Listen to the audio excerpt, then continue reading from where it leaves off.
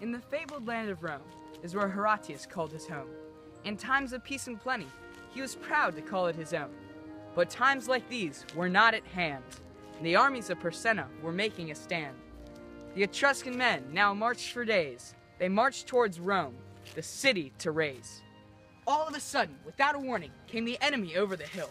Their eyes were filled with hatred, and their purpose was to kill. The question stood in every common man's head. What is about to happen? Are we about to be dead? What great masses of men have come down from the north? This is a huge army Persenna has brought forth. All the while, the white-haired fathers discussed. What must we do? Horatius stood and guarded the bridge with another two. The bridge is the only way to get through to the city. I have an idea, said Horatius. For he was very witty. Now go gather men and tell them to bring axes and hammers. For they will bring down this bridge with a mighty clamor. And then they turned around, Persenna's horsemen racing.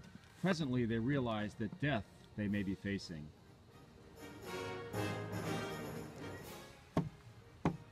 The men of Rome began to chop with all their mighty strength. The bridge became unsteady because of its great length. And Horatius stood fast. It seemed he had no fear, for bravely he stepped forward to face the swords and spears.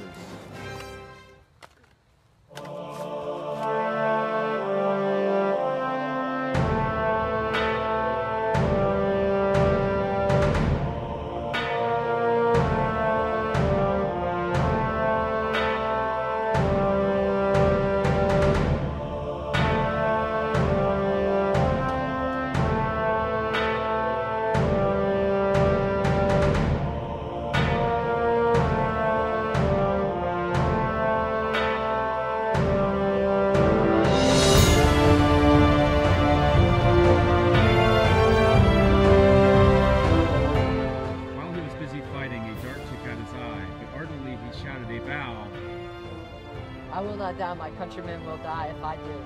So if I die, Persenna, then you surely will too. So he fought on, but at that time the bridge was about to fall.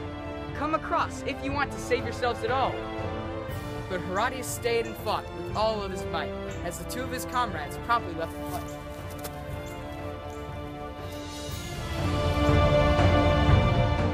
So he leapt into the Tiber when he sank out of sight due to the army.